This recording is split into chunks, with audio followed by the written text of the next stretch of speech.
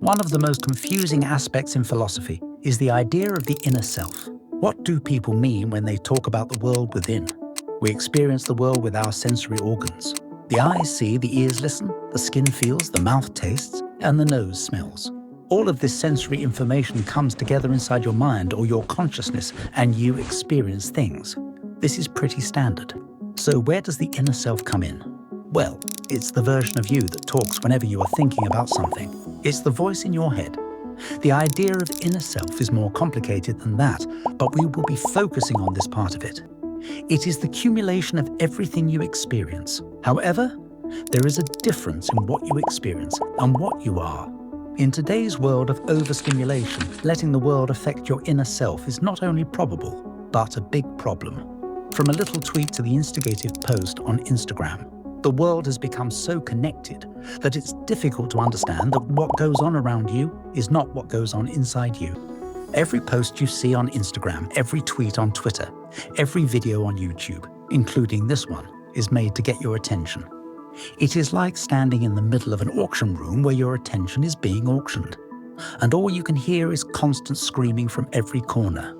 Does that mean you should just shut off all your senses and sit inside a void? No, you cannot do that. In fact, you should not do that. There's a better way to deal with it. To understand this idea, all you need to think of is a mirror. A mirror is nothing but a smooth and shiny surface that reflects light. It does not absorb anything and shows whatever is around it. Your inner self should also be like a mirror. It observes everything, but does not let anything inside. Here's a simple example. When you look at a mirror, you see a reflection of yourself. But you are not that reflection, are you? Similarly, when you see a reflection of fire in a mirror, you do not get burn marks because you know that it is just a reflection of the real thing. This is a distinction you need to make when it comes to getting all the sensory input from around you. The idea of your consciousness working like a mirror is very complex and cannot be summed up in a small video. But we can take some aspects of it and use it in our lives to be a calmer, better person. Your inner self is a mirror that shows the reflections of everything around you, but people mistake it to be the reality. This is what makes people show an emotional response to things that happen around them. Seeing a cute puppy elicits a response of affection and warmth. Seeing something terrible makes you afraid and panicked. This is normal. But some people have a problem in regulating these emotional responses and assume that they are their thoughts. When you say you are happy, it's not the right way to express your emotion. You are not happy, but you are just experiencing happiness. This might seem like a pointless difference, but it makes a big impact in your emotional regulation. Creating this division between being something and feeling something does not affect the experience. You still feel happiness and behave according to your emotion. But there is a sense of clarity, a clarity that it is merely a reflection of what happened in the world around you. It is an experience that will last for some time and then become lost. This is crucial because when you see emotions as an experience rather than yourself, it can barely leave an impact on you. Let me explain how. When you think that you are happy, the distinction between the inner self and your emotional state disappears. Instead of seeing the fire in the mirror, you feel that the fire is burning inside you. But you may argue that happiness is a positive emotion. And even if you're feeling it so personally, what's wrong with that? Yes, you are right, happiness does make you feel good. But the problem with assuming it to be you and not just a reflection is that when the feeling of happiness goes away, which does happen, you experience a metaphorical death. A part of you feels lost, which leaves a very negative impact on your mental health. But when you look at it as just a reflection on your mirror, you are aware about the temporal nature of it. You experience it, enjoy it, and when it goes away, it goes away. But the mirror stays and you know that it will reflect something that gives you happiness very soon. The best benefit of this mirror idea is for negative thoughts and emotions. Take notice of everything around you at once. You will find that the number of negative things outnumber the positive things, and this is because negativity spreads like fire. Multiple research has shown that negative posts on social media are more likely to get views and engagement. Imagine being online and constantly getting bombarded with negative posts, divisive ideas, and seeing everything wrong in the society and the world. If you cannot separate what you feel from your inner self, you are bound to have an unfortunate perspective not only towards life, but also towards yourself. Separate the outer experience from your inner self and understand that there is a mirror that works as a barrier. It reflects whatever registers in your senses, and it might look like that's how your inner self looks, but that's not the case.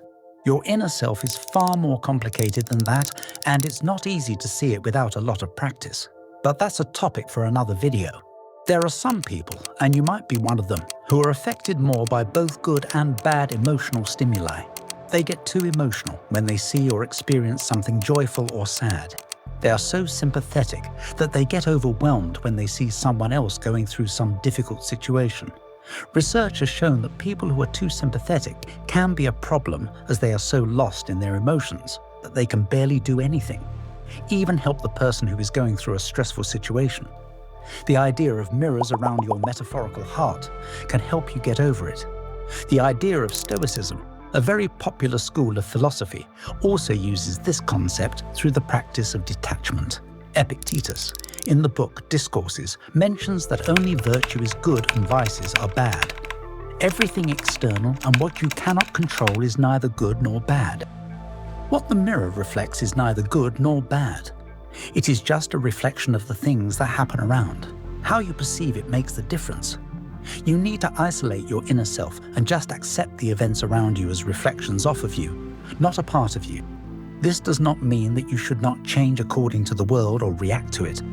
Feel the happiness, shed a tear for sadness, feel the excitement of something you anticipate, feel the same excitement for something you don't. But remember that these feelings are not you. They do not define you or change you. These are experiences that you react to however you want to.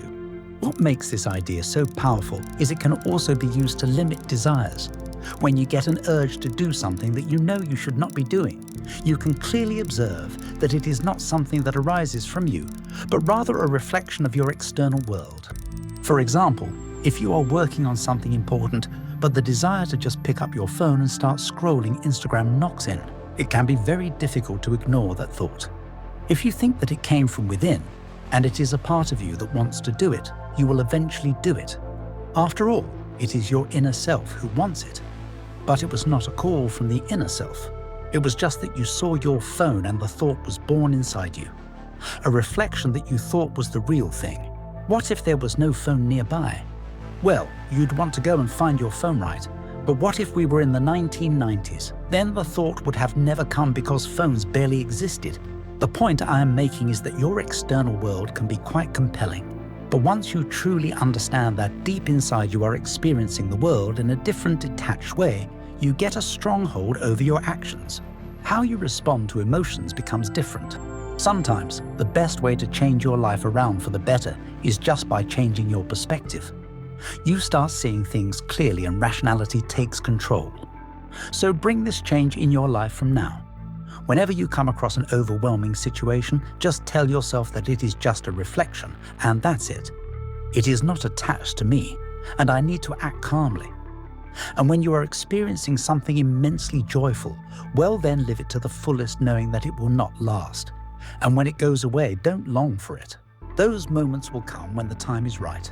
Just remember to keep your mirror clear so that you can love the moments to the fullest. We come to the end of the video. I hope that you got something substantial from this video. Remember that philosophical ideas are only worth anything if they are put to practice.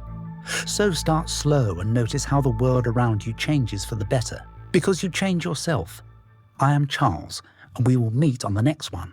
Till then, keep pushing ahead.